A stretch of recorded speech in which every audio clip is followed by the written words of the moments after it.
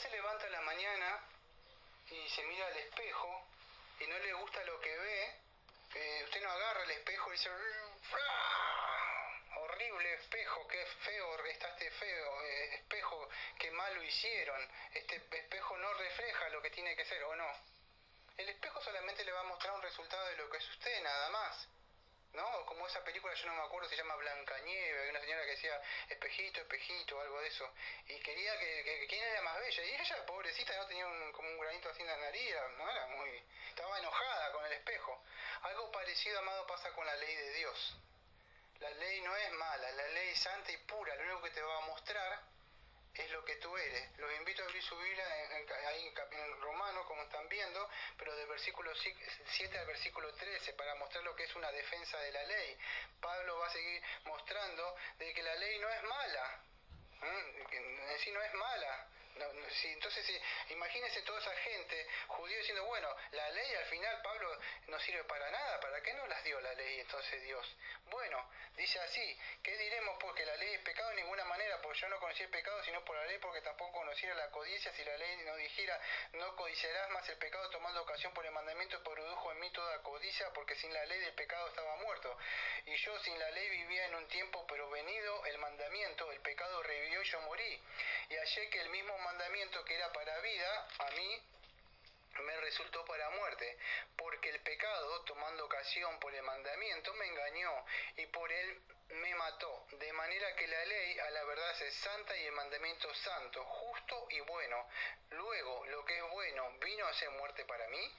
En ninguna manera, sino que el pecado, para mostrarse pecado, produjo en mí la muerte por medio de lo que es bueno, a fin de que por el mandamiento el pecado llegara a ser de sobremanera pecaminoso. Vamos a ver si lo puedo hacer en dos partes esto. Bueno, Pablo pareciera como que había estado mostrando un sentido negativo de la ley, como que la ley no sirve para nada. Quiero que quede en claro establecido esto. Cuando Pablo está hablando, nosotros hablamos, la ley no está divorciada, vamos a decir, del Evangelio, o ahora estamos en una nueva era del amor, y entonces la ley no estamos quitando el tercer uso de la ley, el uso pedagógico de la ley. Ustedes pueden agarrar nuestra misma confesión, creo que está por acá, la tengo por acá, sí, acá está, lo que creemos nosotros, el capítulo 19, después si me da tiempo lo voy a hablar, si tengo tiempo, pero no está. ¿Por qué? Quiero que entiendan algo antes que explique todo esto yo. Yo por lo menos cuando evangelizo no divorcio la ley del evangelio, no digo Jesús te ama, tiene un plan maravilloso para ti, aceptalo. ¿Por qué? Porque, amado, si ustedes no predican la ley, no van a poder decir como Pablo, yo no conocí el pecado. ¿Por qué conocí el pecado? Cuando yo agarro el espejo y me miro, yo no puedo ver mi condición y no puedo decir, ¡ah, miserable hombre de mí! ¿Por qué? Porque alguien me tuvo que traerme unas malas noticias y mira, estás muerta en el delito de pecado, no naciste de nuevo. ¿Cómo que no? Yo acepté a Jesús. No naciste. Entonces la ley es necesaria y Pablo va a hacer una defensa de la ley. Que la ley no es mala, la ley no es el causante, vamos a decir, del pecado y de la muerte. No es el responsable, vamos a decir, es la nuestra naturaleza pecaminosa, hasta con ustedes o yo no hemos aceptado que estamos totalmente depravados, que nos miramos adentro y nos miramos la ley de Dios santa y pura, y nosotros bajamos la cabeza. Tiene que suceder eso. Yo no los quiero desanimar, pero creo que va a ser una de las últimas prédicas de este domingo. El otro ya va a empezar a andar en Romanos 8, que le van a gustar, andar en el espíritu y eso. Pero los animo a que se examinen. Muchas personas conocen el Evangelio, como Pablo. Si esto está difícil, el domingo que viene está más difícil todavía. Más difícil, yo diría 5 veces más difícil que esto. Porque Pablo va a hablar entre el yo, tengo que ver que el yo, el ego que está dentro de él. Y esto es importante. Yo sé que en otras iglesias están saltando y hablando de prosperidad en este momento y que Jesús te ama mucho. Pero si no conocen eso, es porque no le importa dónde quieren ir. De verdad. Entonces es necesario saber qué hizo Cristo por nosotros. Entonces Pablo, que está hablando acá, que cuando la ley viene, amado, es como, la ley es necesaria, es como cuando John Bunyan empieza a barrer y a barrer ahí, ¿y qué hace? Levanta polvo, pero no salva. La ley condena, pero no quiere decir que la ley es mala, no es mala. Entonces Entonces Pablo va a empezar a aclarar que él más bien no es un antinomiano, que está en contra de la ley.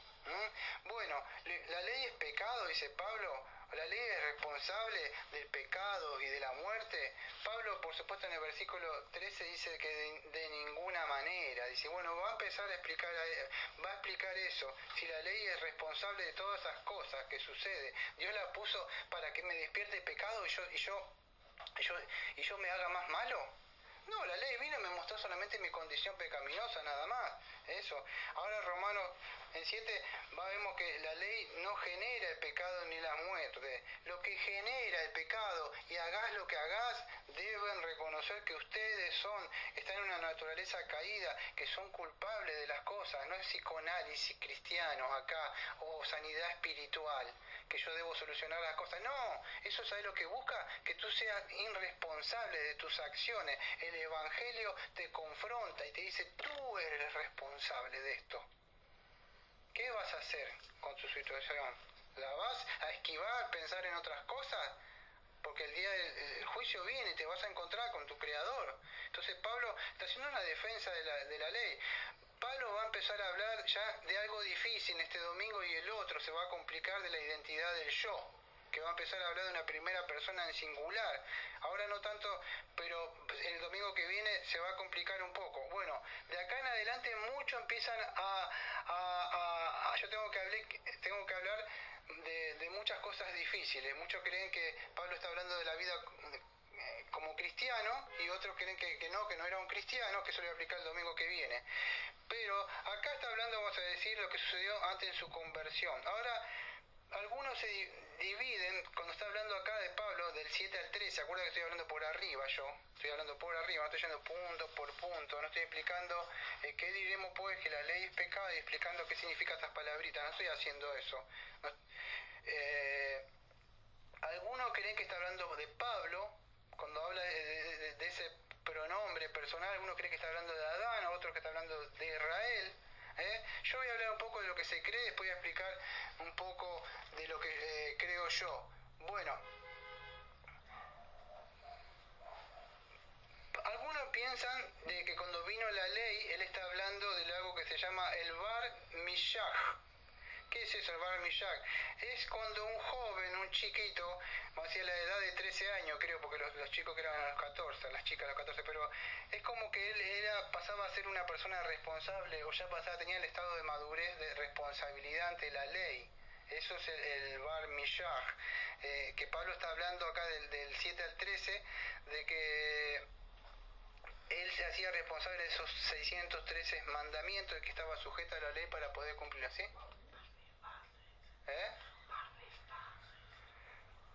¿Bar qué? ¿Mismas? Bar Mishba.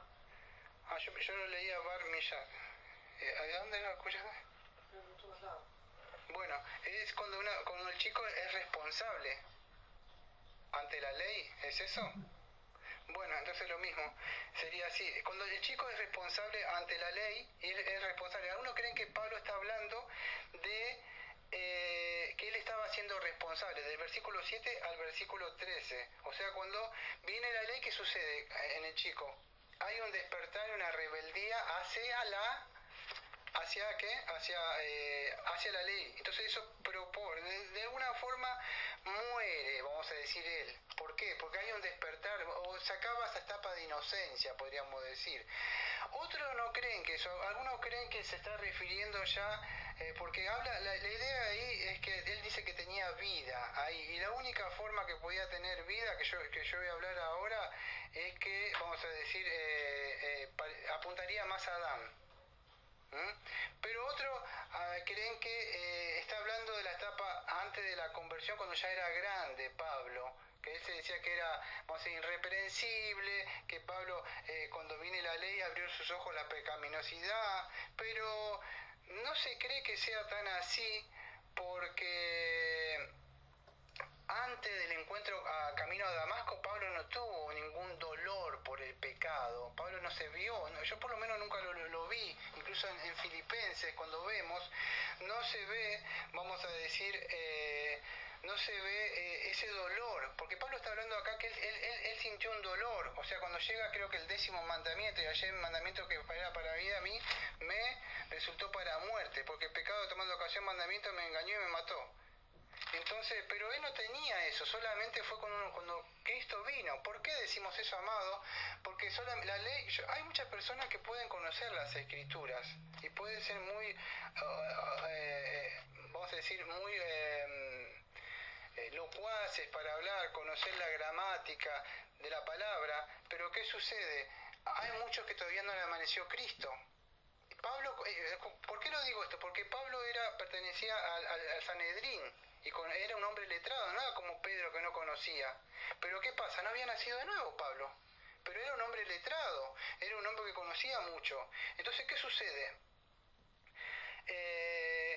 No vemos eso. Algunos entonces por eso descartan y creen que está hablando acá del 7 al 13, se está refiriendo de alguna forma a Adán.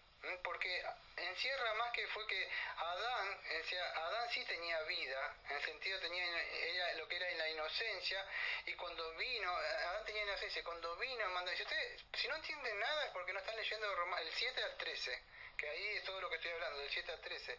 ¿Qué sucede?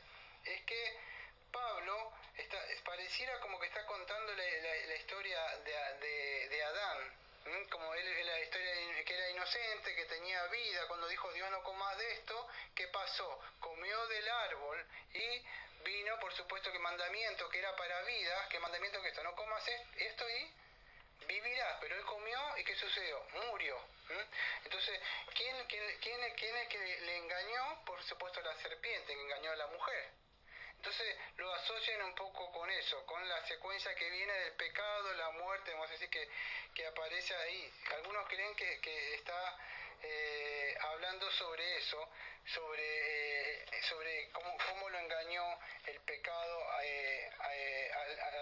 él. Voy a hablar un poquito de la confesión, de la ley de Dios.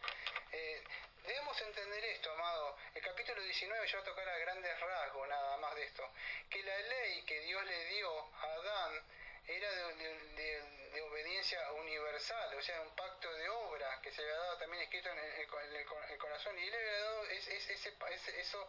ese de no comer el fruto del árbol del conocimiento y el bien del mal. Y bueno, al caer él fue como cabeza representativa de nosotros, pues sabemos lo que pasó. Él comió, violó el mandamiento y vino, la serpiente le engañó a la mujer y vino que la transgresión. Entonces la ley no era mala. En sí estoy tratando de decir si se puede entender. La ley no era mala, la ley era para darle vida, para preservarlo. Pero fue como una ocasión de muerte, podríamos decir, al final eso, pero no porque la ley sea mala. Porque cuando uno te dice, no hagas esto, generalmente, ¿qué quiere hacer la persona? No toques esto. No pises esto. No lo pises. ¿Por qué? ¿Es mala la ley? O no cruces el semáforo en rojo porque te podés chocar. Puede venir otro. ¿Es mala la ley? No es mala. ¿Qué es mala? No sé si se puede entender lo que estoy hablando. ¿Sí? No es mala. Lo que sucede es que es el pecado y la naturaleza que cuando viene la palabra de Dios el pecado se molesta, se enoja, porque no quiere escuchar, no quiere saber nada. Pero ¿dónde viene? Quiero que entiendan algo, amado. Si ustedes no le dan importancia al pecado, el pecado es algo que está vivo, no es infracción de la ley. El pecado está vivo. Está vivo, esa voz que escuchan, esas cosas que hacen maldad, eso es el pecado, está vivo. No es el espíritu de la mentira, el espíritu, no, son ustedes, es el pecado que está ahí. Entonces el pecado está ahí, la ley no es mala. No es que estaba mala, aunque nosotros no estamos bajo la ley, así como pacto de obra, para ser justificado o condenado, la ley todavía a nosotros nos sigue siendo, vamos a decir, útil, incluso nos sigue ayudando a nosotros didácticamente, podríamos decir, a conocer la voluntad de Dios, los deberes de Dios, pero si ahora no leen nunca la palabra de ellos, no van a saber la voluntad de Dios, incluso cuando nosotros somos cristianos. A Pablo acá la ley, vamos a decir, está hablando en sentido cómo lo engañó, cómo lo llevó, cómo él quería, va a decir de alguna forma que estaba haciendo las cosas bien, hasta con el Espíritu Santo que le mostró en el corazón corazón, porque la ley muchos pueden conocer lo que estoy hablando yo ahora y información por fuera, a menos que el Espíritu Santo penetre dentro de ustedes y le muestre y le dé convicción y un dolor por el pecado y sean regenerados, no va a servir de nada, porque Pablo conocía la ley, era un maestro, pero no era salvo. Fíjese cuando la ley o el Espíritu Santo entró adentro, vamos a decir, le dio un corazón adentro, y él pudo sentir eso, adentro, y pudo sentir el dolor. Entonces, eso es lo que sucede. La ley es importante, amado, que puedan sentirla adentro, que sean regenerados. Porque conocer solamente la ley, conocer conocimiento, no va a salvar de nada. Entonces se cree que Pablo se sentía seguro, pero él nunca había experimentado una convicción, un dolor por el pecado en su conciencia y en su corazón. Él tenía solamente conocimiento, podríamos decir, de la ley, o podría ser, hay muchas personas que conocen la palabra y son moralistas, pero no sienten el dolor de la ley que le muestra dentro del pecado que están haciendo. Entonces Pablo conoció lo que era la ley, ese mandato de lo que la ley decía: haz esto y vivirás. Creo que es el Levítico 18:5, si me equivoco. Y Pablo conocía eso.